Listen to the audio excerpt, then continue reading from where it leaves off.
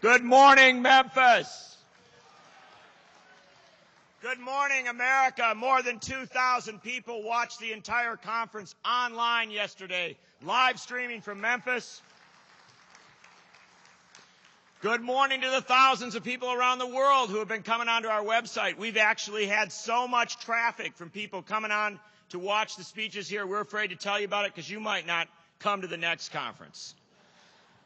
But I assure you, you are very lucky to be here, and you are very lucky to be here today. My name is John Nichols. I'm from The Nation magazine and Free Press, and we are so delighted to see all of you.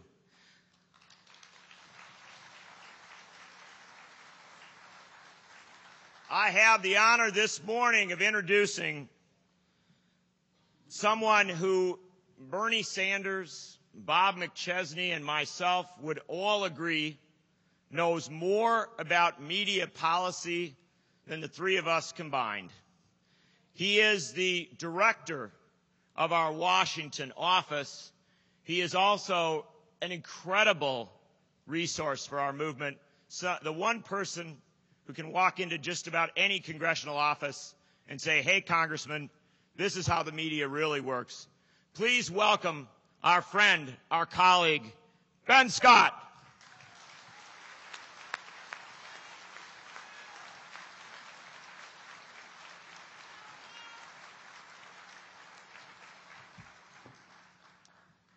Good morning. As John said, I'm Ben Scott. I run the Washington office for Free Press. Pretty much means I'm a D.C. lobbyist. Not the Jack Abramoff kind of lobbyist. More like the Ralph Nader kind of lobbyist.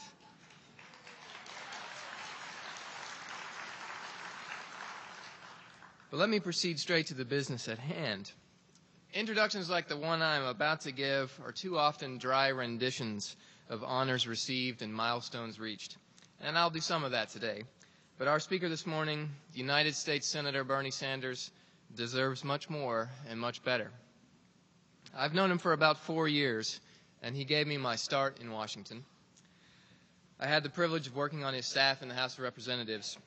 The experience was so valuable to me that I'll be in his debt for a very long time, unless he becomes a CEO of a major media company, and then all bets are off. Bernie taught me almost everything I know about Washington politics, how to organize people to fight organized money, and most importantly, how to win unlikely victories against the odds. Bernie is the king of unlikely victories. How does he do it? Well, that's his secret, but if you watch closely, you can see some of the ingredients. For starters, he's a hell of a smart guy. He's a brilliant political strategist and a hard-nosed tactician. But underneath it all, he believes. He believes that the work he is about is just and right. And in the hands of a leader like Bernie Sanders, that is enough to elevate hope from despair and snatch victory from the jaws of defeat. In his home state of Vermont, Bernie is a cross between a rock star and a folk hero. Do I have any Vermonters in the audience this morning? All right. Bernie has shaken every hand in the Green Mountain State that wanted to be shook and some that didn't. His energy is legendary. When I worked for him, he ran circles around every one of his 20-something staffers. And he's taken that relentless pursuit of success and put it to work for the people he represents. He did it first for nearly a decade as mayor of Burlington. He did it for 14 years as a congressman from the state of Vermont, a tenure which makes him the longest-serving independent in the history of the House. And now he stands for Vermont as a United States Senator. And I won't get tired of saying that.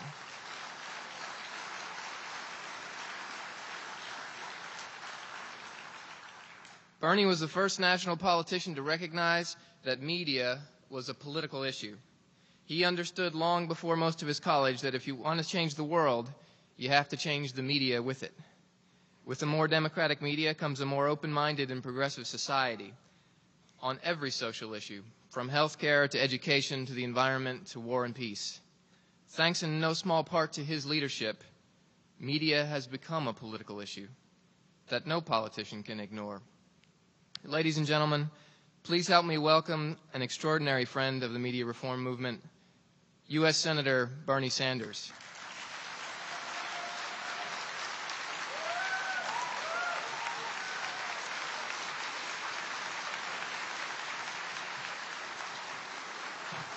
Thank you.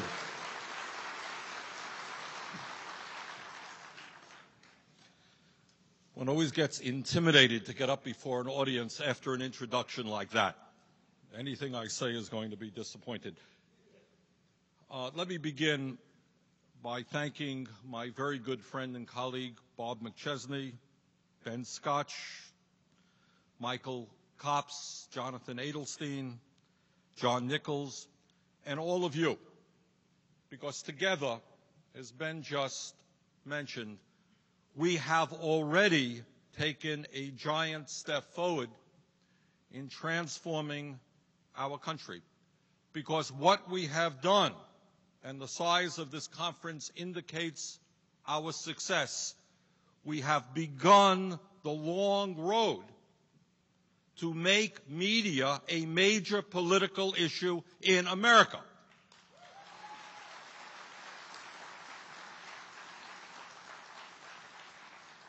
And more, in campaigns and in non-campaigns, when people who are running for office go before the public, and as Ben mentioned, when they talk about health care or the environment or the dozens of other important issues, somebody in the front of the room is going to raise their hand and say, well, what do you think about corporate control over the media? What are you going to do about that? So to the degree that we have already raised consciousness on this issue, we should be very proud. But obviously, we know that we still have a very, very long way to go.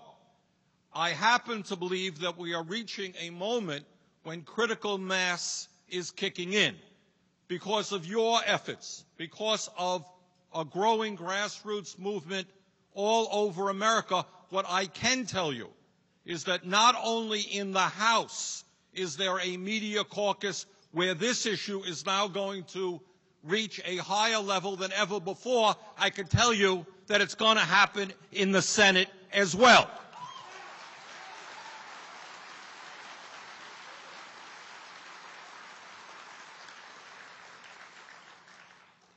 I can also tell you, absolutely, that we will not succeed unless you are there, unless there is a strong grassroots media which demands fundamental changes in media today and the end of corporate control over our media. We've got to work together on that.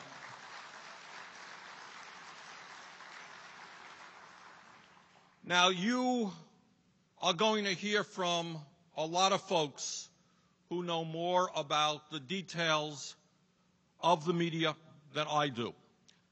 But what I do know a lot about is how media impacts the political process, what media means for those of us who day after day struggle with the major issues facing our country and a goal of trying to improve the quality of life for all of our people. And I want to spend just a minute in telling you what I suspect most of you already know.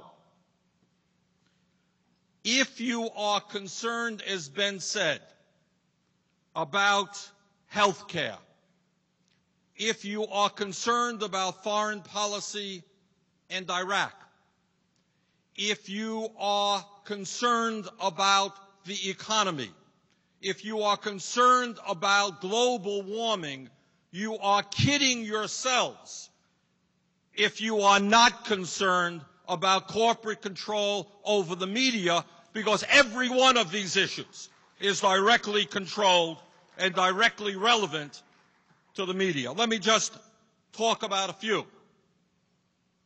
4 years ago, George W. Bush told the American people that a third-rate military power, country called Iraq, had weapons of mass destruction and that they were about to attack the United States of America. That's what he told us. I can tell you, because I was there in the middle of that, in opposition to that, that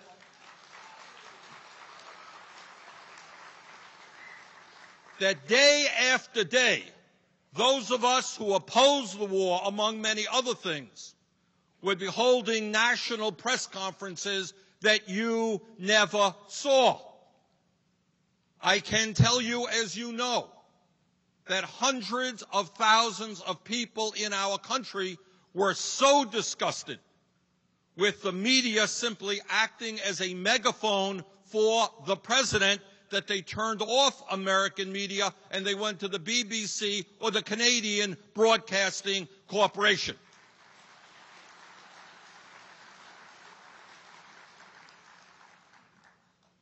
In terms of the war in Iraq, the American media failed and failed grotesquely in exposing the dishonest and misleading assertions of the Bush administration in the lead-up to that war.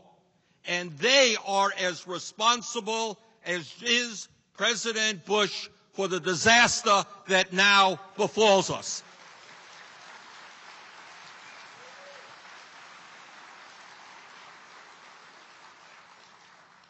Media plays a role, and the disintegration of Iraq, the death of hundreds of thousands of Iraqis, of over 3,000 Americans, the cost of hundreds of billions of dollars out of our pockets, directly related to the failure of the media.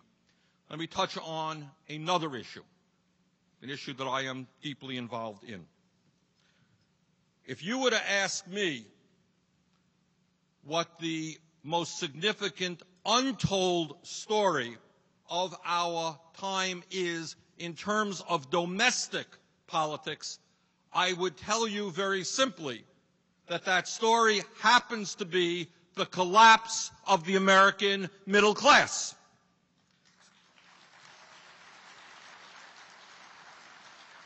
Simply stated, I don't want to speak at great length on it, but simply stated, despite an explosion of technology, huge increase in worker productivity, tens of millions of our fellow Americans have seen a decline in their real wages and are working longer hours for lower wages. In fact, what you probably don't know is that the working people in our country work longer hours than do the working people in any other industrialized nation on earth. How did that happen?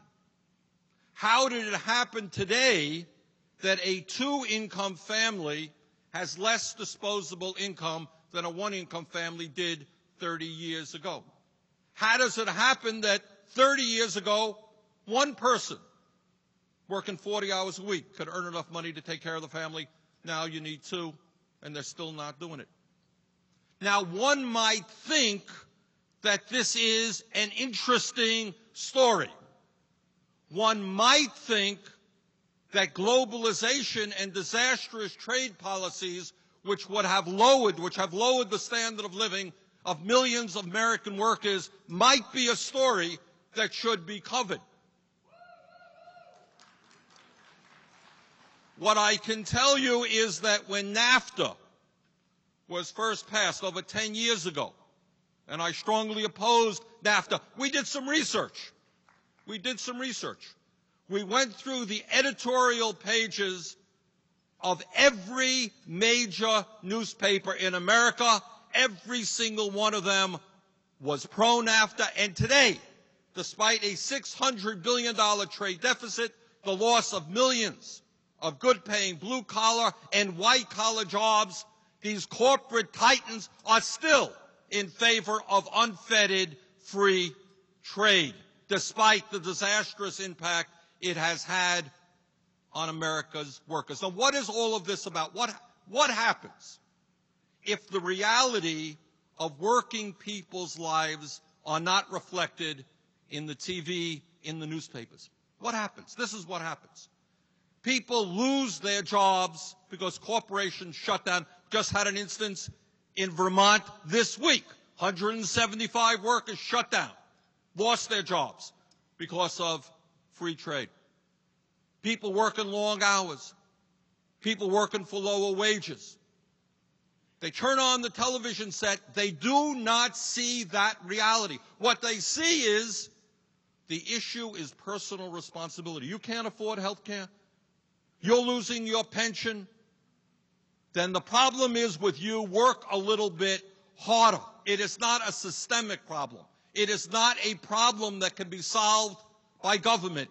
It is not a problem which asks you to be involved in the political process. You are the only person who can't find a job that pays you a living wage. That's your fault. And you are the only person who can't find a job that provides you with health care. That's your fault. And you're the only father who can't afford to send your kid to college. That's your fault. Don't get involved in the political process. It won't do any good. So people turn on the television. They are hurting. They're exhausted. They do not see a reflection of their reality in the media. They do not understand that participation in the political process can bring about change, and that is not by accident. When we wake up in the morning and we brush our teeth, for better or worse, we see our own reflections in the mirror. When we turn on the television, somebody is providing us a mirror to the world. And what we want is that mirror to reflect the reality of ordinary people and not the illusions of a few.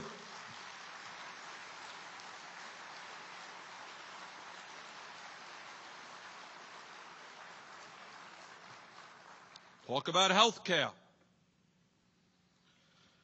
We are told, and it is quite amazing, after 16 years in the Congress, you hear these guys getting up on the floor and us, we have the best health care system in the world. Yeah. 47 million Americans have no health insurance. Even more are underinsured. We pay the highest prices in the world for prescription drugs. Costs are soaring. Best health care system in the world. But you know, go out on the street and ask people how many major countries in the world do not have a national health care program which guarantees health care to all people.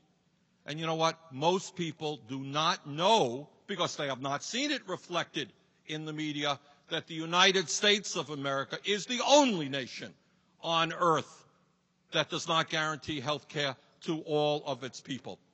They do not know about the health care systems in Scandinavia. They do not know about European health care systems. And the only thing they will hear about the Canadian health care system are the problems that that system has. That's what they will hear. I can remember in the early 1990s, during the early years of the Clinton administration, there was a lot of debate about the need for real health care reform. Do you happen to know which piece of legislation in the House had far more support than any other concept? You probably don't. It was legislation to support a single-payer national health care system. That's a fact. But, as somebody who was involved in that fight, we would turn on the television and say, hey, single-payer has more support than any other concept. Are you going to talk about single-payer? Oh, no, we don't talk about single-payer. It's not feasible. Virtually no coverage about what a single-payer concept is about. Virtually no coverage about international health care and how other countries are doing a better job than we are doing. In terms of the environment, if we are told over and over again that there is a serious scientific debate about the causation of global warming or whether global warming actually exists, it has an impact upon our consciousness. Why should we break our dependency on fossil fuels? Why should we move to sustainable energy if there is a debate among the scientific community? And that is, in fact, what you hear in the media. Well, you know what? There is no debate among the scientific community.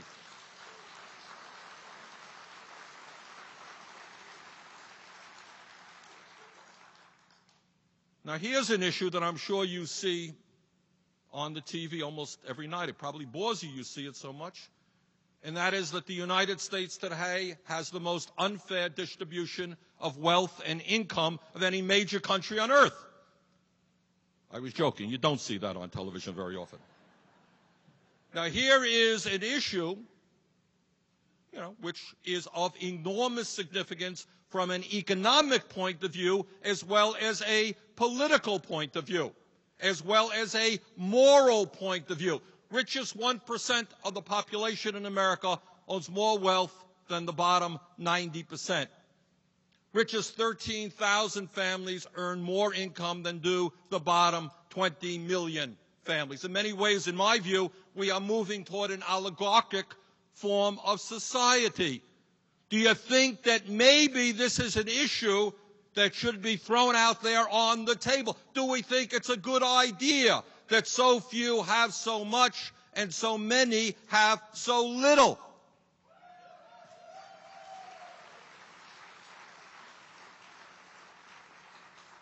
But that is an issue that is beyond the scope of what establishment media is literally allowed to discuss. Now, I have been in politics for a long time. I have been asked 1,000 questions by media. Not one member of the media has ever come up to me and said, Bernie, what are you going to do to deal with the outrage of America having the most unfair distribution of wealth of any country on earth? What are you going to do about it? Have you ever heard any political leader ever being asked that question? Why not? Why is that issue outside of the scope of what we are allowed to talk about?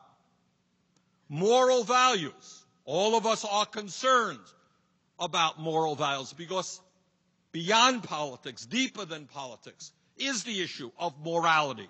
What do we stand for? What are our values? What do we believe in?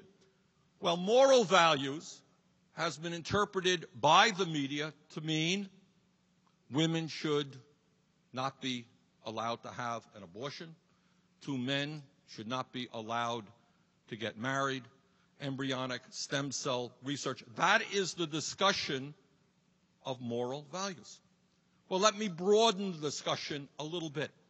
What about the morality of a nation in which our government gives tax breaks to billionaires while we have the highest rate of childhood poverty of any industrialized nation on earth? Is that a moral issue?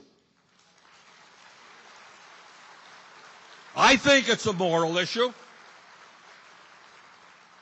Is it a moral issue that we have seen a huge growth in the number of millionaires and billionaires while we are also seeing a growth in hunger and homelessness? I think it's a moral issue. Who has decided that abortion and gay rights are the only moral issues that we should be discussing?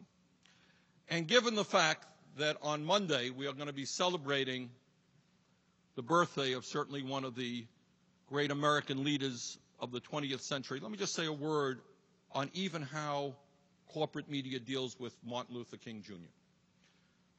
All of you know that King was a leader in the fight to desegregate the South, to pass a voting rights bill, to make sure that African Americans could have access to schools and buses and water fountains, and was a great leader in that area. And when you turn on television on Monday, what you will be seeing is the great speech that Martin Luther King gave about the need to end segregation, to bring the races together, and very important. What you will not see is that Martin Luther King Jr. was a leader in America in opposition to the Vietnam War.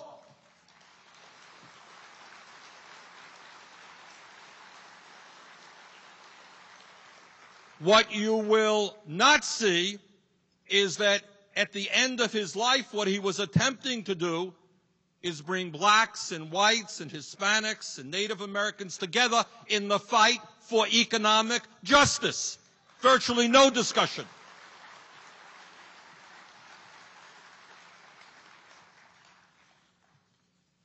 Let me talk a little bit now about where I think you're going to see some of us in the Senate going. And I know my good friend Maurice Hintry, Congressman Hintry of New York State, who has played a great role. He and I co-sponsored legislation in the House, and I'm going to co-sponsor that legislation in the Senate. I want to talk a little bit about what that legislation will do. All of you know that the airwaves belong to the people, and that we lent those airwaves to media conglomerates in order to do the public good. Now is the time to take a hard look at what they have given back to the American people.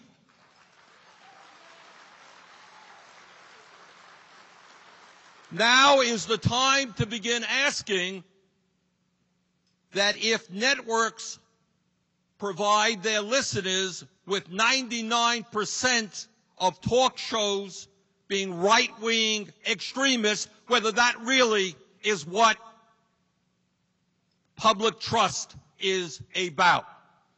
Now is the time to ask about the responsibility of the media to deal well with the trust that we gave them. Now is the time to open the question of the fairness doctrine again.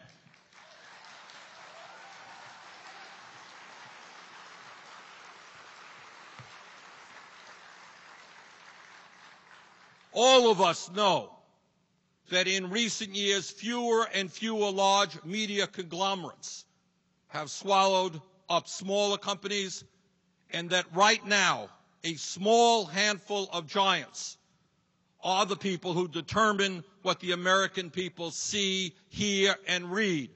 I think that is a real danger to American democracy. I think that we need greater diversification in the media, and I think we have got to stop media deregulation big time.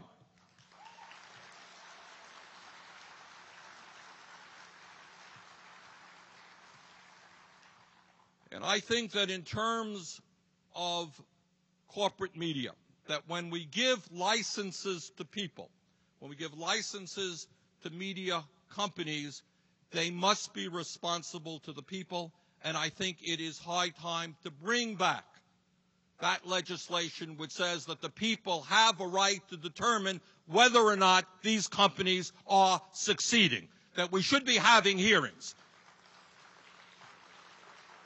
And community meetings all over the country, so that the media owners are before audiences like this to answer the hard questions of why they are doing what they are doing. Let me just conclude. There's so much more to talk about. We don't have the time, and you'll be going to, I know, workshops all over. What you are doing is enormously important. We will not create the kind of society, the kind of democracy we want unless there are fundamental changes in the media, and you and some of us in Congress are going to make that happen. So I just want to congratulate the sponsors of this meeting, and I want to congratulate all of you. We are making real progress. We have got a long way to go, but we are not going to address the enormous problems facing America unless there are major changes in the way media works in America. Your job, my job, is to make that happen, and I look forward to continue to work with you. Thank you all very much.